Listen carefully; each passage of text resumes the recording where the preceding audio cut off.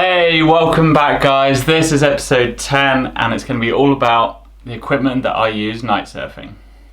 Now, I haven't been able to make videos recently because there hasn't been any night surfing opportunities.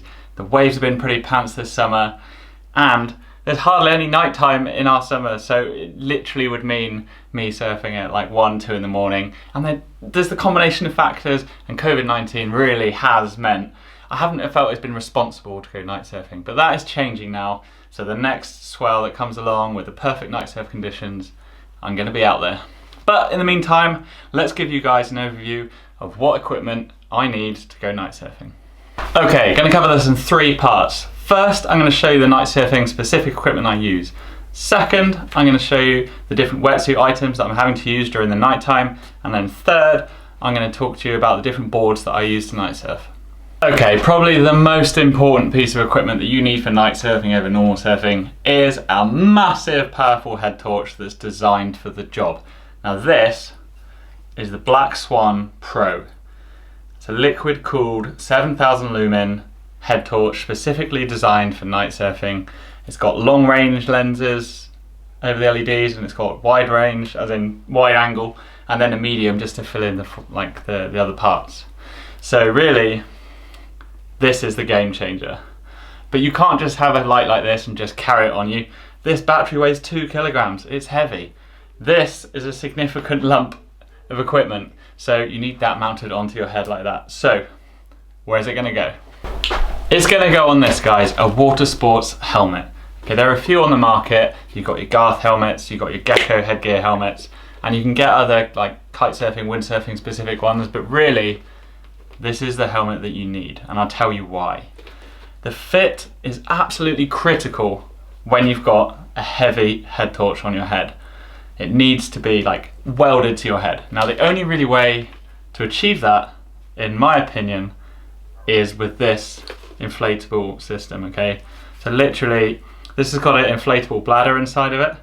You put it on your head with a normal chin strap, and then you inflate it on this piece here, and the whole thing just like goes around your head, and you've got really solid and it fits perfectly. It's lightweight. This is what you need, okay? So one of those, and not only are you going to need a helmet to mount the light, you're going to need a sling to mount the battery. So the Black Swans come with this as standard. It's a neoprene sling. Essentially you wear it like between your shoulder blades, and it just means that you can keep the battery between your shoulder blades. Is a really great place to carry the weight of it, and then it has like a chest strap here that you can do up, and the battery gets secured into this thing with a top retention system and a bottom retention system. So this is what it looks like when you've got it all on together, okay? So you've got a nice firm helmet here, you've got your light up top, got your cooling cables there, main electrical power cord, and you've got your sling with your front harness done up, and then press the 2 buttons together, boom, light on. Simple as that. Press 2, light off, and then the various buttons, well, you have to tune into another video where I go into detail all about that. But this is, this is how it works. What else could you possibly need? Well, I think it's safer to have a backup light. Now, we don't want a massive secondary head torch, you're already carrying enough weight. This is a lume cube, okay? Now these little critters are really quite impressive. They're absolutely tiny. If you look at the size of this thing, it is small. 1500 lumens, can obviously have various incrementations of power, but they last for like a really long time. Now, after a few sessions, I started surfing with one of these on the back of my board. One, it helps the photographer pick up some shots, which is quite nice, but the main thing is, if I get into trouble, my main light gets ripped off or something, or God forbid something happened to the light, I wouldn't expect that to happen, but things can happen, then I could use this to get back in. So I mount this onto the back of my surfboard here. So I've got a flat GoPro mount that just right on the tail here, and I can just have it clipped onto the back, and it works really, really well. And it's a nice safety backup. Like, it's a bit of a mental game night surfing, so it's nice to know that you've got two sources of light when there's no moon, no sun, no, residual light on the ground. If you want to see some of this kit in action, by the way, head over to my other videos and you can see my night surf adventures there. Anything from episode 2 to episode 9, you'll see me night surfing. Okay? Enjoy. Right, let's talk wetsuits. So you might think, oh, I already know about wetsuits, why would you want to tell me about that? Well, it's not quite the same when you're night surfing. You need a bit more warmth. So the most of the surfing I do, unfortunately, is in probably anywhere from 8 degrees to 14 degrees, really. So that's taking me through late autumn, winter, early spring. That's when the waves are best in the UK. Now, once the sun goes down, you lose that solar warming, so you really need a little bit more thickness. So you need priority number 1, you need an excellent fitting wetsuit. Good quality neoprene, doesn't flash, and is flexible. So I'm lucky enough to be using this RRD Celsius Pro.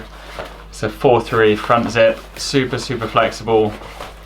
I've surfed in it a few times now, and it's really comfortable. So I'd recommend anyone looking at a wetsuit, check out this RRD kit. You probably haven't heard of it because it's kind of an up and comer in the surf industry. They're massive in kites and windsurfing, but they make a sick suit. Check it out, guys. So this is a 4.3. Now, I'm actually a pretty warm guy in the water.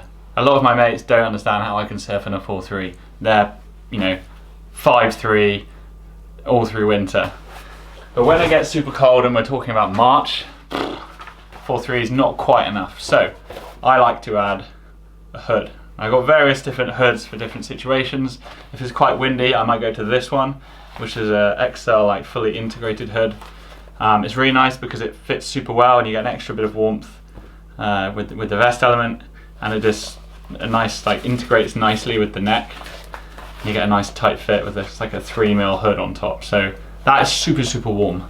You lose a little bit of flexibility in your head, but it's barely noticeable. Where it's a little less cold and I don't need any extra stuff underneath the main wetsuit, I just go with a straight hood, whether that's this 3mm flash bomb hood or whether that's my 1.5mm XL hood. Moving on from those, unfortunately we have gloves. Now if you're not in the UK and you're watching this, you're thinking, gloves? Gloves? Yeah, that's right, gloves. You get the claw in the UK. You come out, you can't move your hand, you can't unlock your key pod, you can barely open the car, you can't even get your suit off because your fingers just they stop functioning. So I'm afraid you do need to wear gloves. I have 2 thicknesses of gloves that I go through. I start with one. As soon as I can't really bear it, I go to 1.5mm. Now I've always used these XL Infinities. They're great. 1.5mm gloves feel more like you're not wearing gloves. They're not as warm, but they get you through a month either side of the really cold times. Only drawback is they don't last as long. 1.5mm gloves tends to stretch permanently. You do have to replace them fairly regularly, but anything to stop that horrible feeling of pulling lead weights through the water. We've all been there, full noodle arms in a big session. The last thing you need is to have extra air that you're pulling through the water. But needs must, that February dream set of swell comes in, it's 5 degrees outside, and in my case, nighttime, I have to resort to these. Now these are 3x2mm flash bomb gloves. They're great, they're very warm, but boy can you feel it on your hands. But you got to stay warm, guys. If you're not warm, it's not fun. And last but not least, boots. You can't have cold feet. You need your feet to be working well if you're going to be shredding up the waves and duck diving properly with your foot on the back. I use 5mm hot wired seaskins boots. I find them good for my feet. You just got to find which ones suit you. A lot of people like the XL dry lock ones. Very expensive, but they're a nice boot if they fit your feet. I always tend to go with a split toe. I find it helps kind of keep your foot locked in. I don't like the sensation of your foot rolling around inside the boot, and some of the round toe ones are like that. But it depends on how your feet are, because some people find that the split toe rubs their foot too badly. Also, you need reasonable traction on the bottom. These aren't actually that great for traction. I do get, you know, these bits that they add a little bit, but it's not so much for the surfing, but the walking to the surf. There's a lot of spots that I surf here in the south coast where you've got a long walk on your hands across slippery rocks, mud, grass. The amount of times I've wiped out on my ass, you know, it's not great. So good, comfortable, warm pair of boots. I'd even go to 6mm. I had the 6mm ones before this. I actually preferred them. But the 5mm, they'll do you all through winter. Super comfortable. Now, if you're used to surfing in cold waters, you should already be wearing earplugs. I've already got a little bit of surfer's ear coming on. I can feel it in the background, so I am definitely using earplugs whenever I feel the water is remotely cold. Probably should be using it all the time. I've gone through various different designs. I've had the Surface ones. They didn't really get on with my ears too well. Maybe I'll have to try a later version, but my mate Ross suggested I try these Boots ones. They're basically just soft silicone plugs that you can like just mold yourself, and you just kind of force them in. I find they give a really good hold on my ear. I've never had one come out. I don't get kind of noises through the plugs, which is super irritating if you do get that in other designs. And they're cheap. And if you lose them, it doesn't matter, because you know they come as a pack of 6. This one's got 2 left in it. So yeah, I'd give those a try. Okay, last category of stuff, definitely not least, is surfboards. Nighttime brings some new challenges, okay? So if you're used to looking out back, getting lots of time to prepare, getting into the absolute perfect position right near the pocket to take off, you can forget that. You get much less time to see the sets coming in and to adjust where you are. You get some time because the light's great, but still you don't get as much time as in the day. So you need to be fast paddling. You need to be prepared to not be in the right place most of the time. So you're going to need more volume. And don't forget, you've got the extra weight of the torch. So you've got that 2 kilogram battery, you've got the like 400 odd kilograms on your head, plus a helmet. So you're going to need a really strong paddling board. So that is why I tend to surf with this board. So this is a Firewire Evo. It's a 511, it's 41 litres. It can be surfed as a quad or as a thruster. And it goes really well. Now, it's way too much literage for like a really snappy shortboard that you might normally think of, but this is pretty unconventional. I'm sure you're looking at it thinking, God, that's a weird thing. This board is so fast. If you look up the reviews from other guys like Board Shop, any people that sell these Firewires, you know, they'll all say the same thing. You've got to try this board. It's amazing. It's very fast, gets you out of trouble. In the flat spots, you'll just shoot around. But the thing I like about it most is that there's lots of volume in the nose. So I've got a bit more weight on my back, higher up. I want more volume in the nose.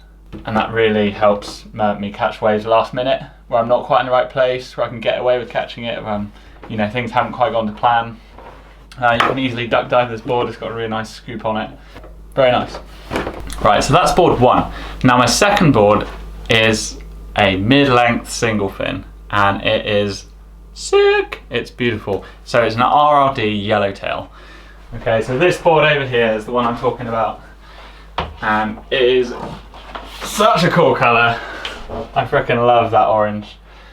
So we've got, so it's a Yellowtail, 6'8", 19/5/8 thick, it's wide, sorry, and 2/5/8 thick, and it's 36.7 litres.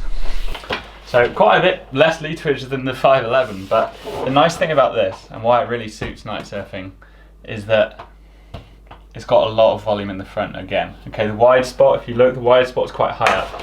That kind of traditional shape, but it's been modernised with a double concave in the base. So it's quite hard to illustrate this on camera, but there's a double concave through here. And we've got really nice sharp rails all the way to the back, and these nice little release points to keep some speed. But the best thing about this board is when it gets bigger, it's going to control your speed nicely. And I've got a 7.5 inch Coalition fin into here. Yeah, they're made by this guy Ian Armstrong, South African shaper. He knows what he's doing. Leashes. Don't use comp leashes. When you're night surfing, you just want to be safe. So you don't need your leash snapping. Oh God, can you imagine swimming through at night with a head torch? You don't want to be doing that. So I take extra precaution with my leash system. I've got 2 tags on the leash socket. Just one as a backup, okay? Because the amount of times that I've had a session and I haven't noticed that my tag's got a bit weak and it's just snapped, you just don't need it. So just have 2 on there. It makes no difference to your surfing. Nice strong Dakine leash. I think it's a John Florence model, but you just don't take any chances. Use a thick leash. Right, so that about wraps up the general equipment that I use night surfing. I've not gone into much detail on each component because I don't think it was necessary, but the specific night surfing equipment like the torch and the loom cube and the helmet and that whole system, I am going to do a more detailed video that goes through the way the light works, the materials they've used and the technology that's in the light, because I think it's interesting. And if you guys want to see that, just send me a message, leave a comment under this video and I will make sure that I make that video soon. Right, that's enough. I'm finished. This episode's done, guys. I hope you enjoyed it. I've been Lloyd. You've been awesome. Stay stoked, and I'll see you in the next one. Bye.